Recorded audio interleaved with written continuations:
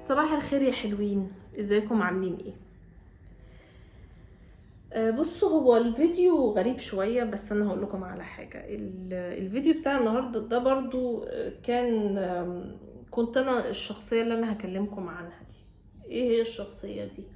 الشخصية اللي ماسكة السكينة. انا كنت طول الوقت ماسكة السكينة، وانت طول ما انت ماسك السكينة وقت طويل هتأذي نفسك بيها اكيد. لو انت ماسك السكينة ده فعلا، يعني جربت كده تمسك سكينة صغيرة وقررت ان انت ما تسيبهاش من ايدك، هتعمل كل حاجة في الدنيا وانت يعني ماسكها. هتذاكر، هتفتح ازازة مية، هتعمل اي حاجة وانت ماسكها. هتيجي في مرة هتعورك غصب عنك. هو ده اللي بيحصل للشخص اللي طول الوقت ماسك السكينة. وهقول لكم قصدي ايه بماسك السكينة.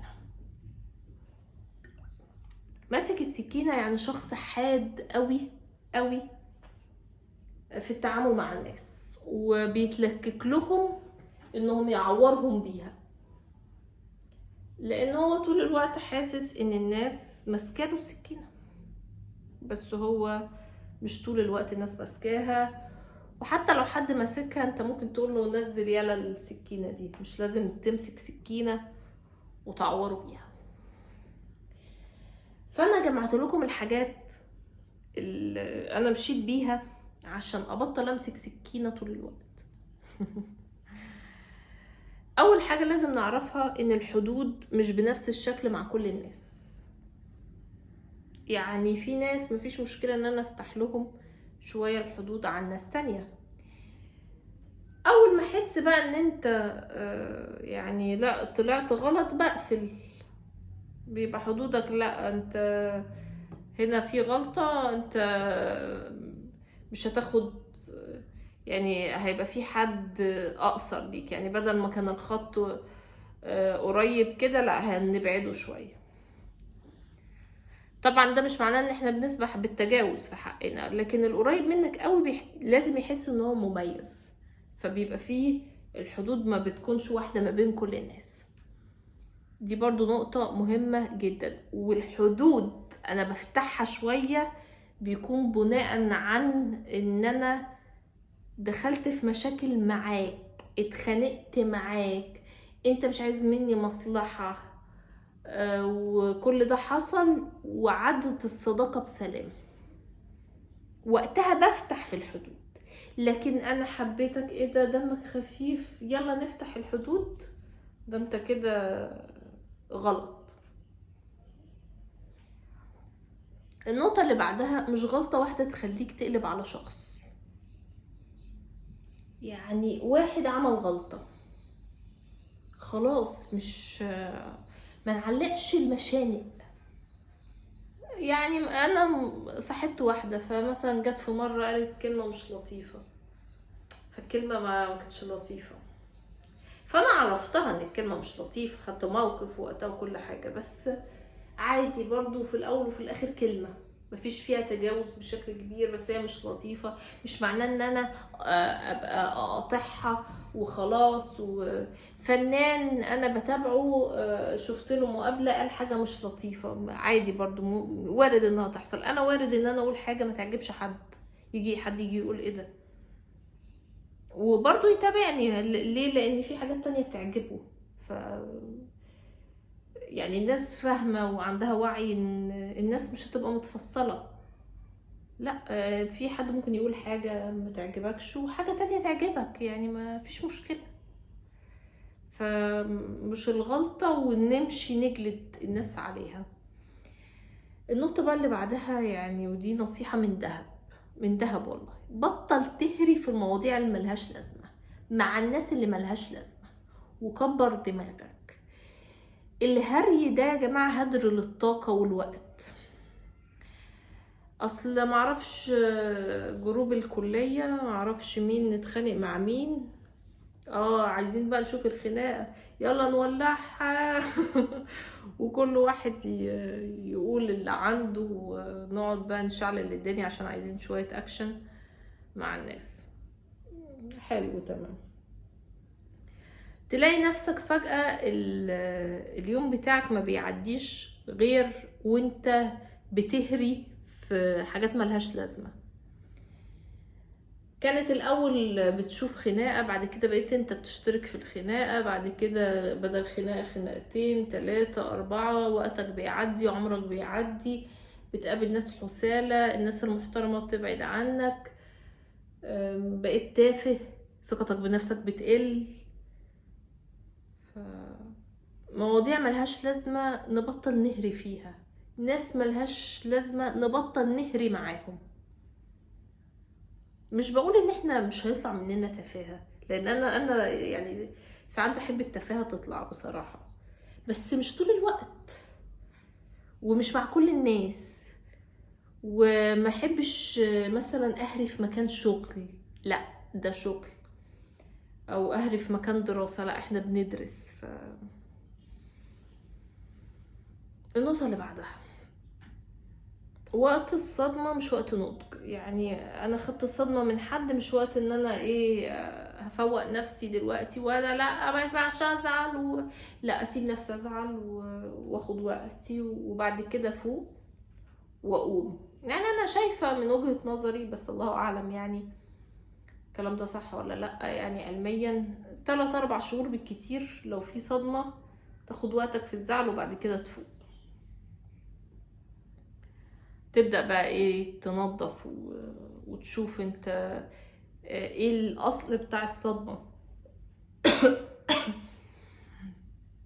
النقطة اللي بعدها، بطلي تكرهوا الناس من غير سبب او لاسباب تافهة. بجد يعني انا في شلة ناس صحابي، فاحنا كنا خارجين، فهم مستغربين ان انا وفي بنت يعني المفروض نبقى مع بعض في الخروج، فجاي من غير ما حد ما يقول لي قالوا لا ما الخروجه دي مش هتظبط عشان شيري ما بتطقش مثلا مريم. انا ما عنديش صاحبه اسمها مريم، بس اي اسم كده جه في بالي. فالمهم لقيتهم بقى محتارين ازاي هنتجمع احنا الاتنين واحنا ما بنحبش بعض. فانا جايه انا قلت لهم لا انا على فكره ممكن نقابلها، يعني ممكن نبقى في الخروجه. فبيقولوا لي انتي مش بتطيقيها. فانا قلت لهم ايوه، بس يعني انا مش بكرهها، هي مثلا ما قتلتليش حد، هي بس انا مثلا ما بحبش مثلا طريقه كلامها، ولكن ما عنديش مشكله ان انا اتعامل معاها، ما عنديش مشكله ان احنا نبقى في خروجه موجودين ومش هتخانق معاها ومش هاجي اقول لها ايه اللي انتي بتقوليه ده لا. فهي لما عرفت الموضوع ده بقت هي كمان قالت وانا كمان ما عنديش مشكله معاها ولا ويلا ونتقابل بعد كده علاقتنا بقت كويسه، مش قريبين قوي بس العلاقه بقت كويسه. كانت يعني البنات مستغربين وبقى شايفين ان انا طيبه قوي وقلبي ابيض، وهو حلو ان حد يشوفك طيب وقلبك ابيض، بس انا مش بتعامل معاها او ما قلتلهمش ماشي نتعامل معاها عشان انا قلبي ابيض، لا لان انا مش شايفه ان في سبب اكرهك. عشان اكرهك لازم تكوني شخصيه اذيتيني بشكل مباشر او شفتك بتاذي بشكل مش حلو حد. حتى على فكره لو شفت حد بيأذي حد، ما احتمال يكون بينتقم، فانت ما تقدرش تحكم على الموضوع ده برضو. بس عموما انا ما شفتش منها اذى، يعني كل الحكايه ان انا مش مستلطفاك بس او مش مستلطفاكي.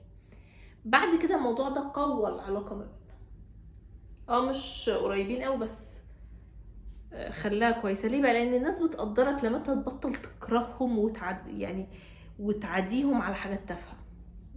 هي كمان الناس لو هي عندها طاقه الكره بيقل من عندها، لانها مش بتلاقي حاجه تتفاعل معاها.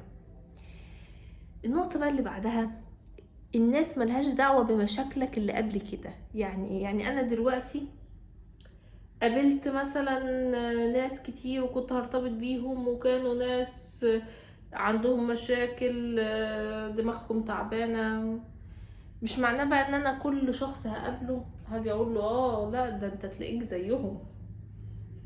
لا، ما هو على فكرة هو ملهوش دعوة، وملهوش ان هو يشيل يعني الذنب ده.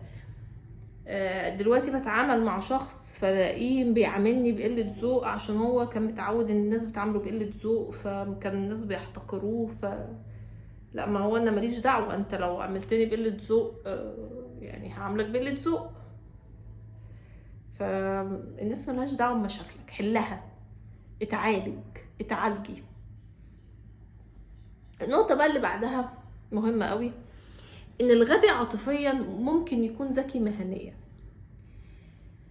واللي ما بيعرفش يتعامل مع الناس ممكن يكون بيعرف يجيب شغل مناسب. يعني ايه الكلام ده؟ يعني من الاخر اعرف ازاي تستفيد من الناس من غير ما تلزق لهم وتحبهم، وتدور على الطيب والحنين والايجابي. عايزين نبطل يا جماعة يبقى المعايير بتاعتنا في التعامل مع الناس المعايير الساذجة دي. انا مالي انت طيب ولا مش طيب؟ انا دلوقتي لو انا فاتحة شركة بكتب ان انا عايزة حد فيه مواصفات 1 2 3 4، كان مدير، كان عنده خبرة، متخرج، بيعرف يشتغل، بيعرف يعمل كذا، مع لغة. مش بكتب انا عايزاه طيب، عايزاه حنين، مش عايزاه نرجسي، مش عايزاه. لا، انا مالي انت تبقى ايه. الدنيا برضو كده ما فيهاش الكلام ده. من حقك انك تختاري الناس كده لو انت هتتجوزهم. لا، هنا اقول لك لكن انا مش هتجوزك، يبقى انا مالي. اهم حاجة ان انا اعرف ازاي اتعامل معاك. عارفين ليه دايما في صراعات ما بين الناس اللي هم بيبقى عقلهم صغير؟ دول اللي بيقعدوا يتخانقوا مع الناس. ليه الناس بتتخانق معاهم؟ مع النوعية دي اللي هي تلاقي مثلا واحد عقله صغير وهو كبير، شخص مثلا عنده 40 سنة بس عقله عيل ما كملش 12 سنة، ويقعد يتخانق مع الناس. ليه بقى الناس بتتخانق معاه اصلا؟ لان الناس بتعامله ان هو كبير. ده المفروض يتعامل ان هو طفل. يعني ايه تتعامل معاه ان هو طفل؟ يعني ما تتعاملش معاه ان هو شخص ناضج وفاهم. انا مش بقولك ان انت تدلعه او تداديه او تعديله، لكن ما تدخلش في صراع مع واحد هو مش ناضج اصلا. المعلومة دي من وقت ما عرفتها، من وقت ما عرفت ان اغلبية الناس ما عندهمش نضج اساسا، بطلت ان انا فعلا اخدهم على محمل الجد، وبطلت اتعامل معهم كلهم ان هما ناس عندهم وعي. لان فعلا ناس كتير قوي اطفال، كتير قوي. وطفل بقى ايه يبقى عصبي، وطفل قليل الادب فلا، لازم تعرف ازاي تدير الدنيا. ولازم النوعية دي بتشوف شدة في التعامل، بس في نفس الوقت انت ايه، ما تروحش تهزقهم. لا، انت لازم ايه، انت شديد بس بتتعامل معاهم عادي. فبرضو النوعية دي مهمة اوي ان انت تعرف ازاي تتعامل معاهم، لان دول اغلبية الناس الاطفال. فلو عرفنا الحاجات دي متهيألي هنبطل ان احنا نمسك السكينة.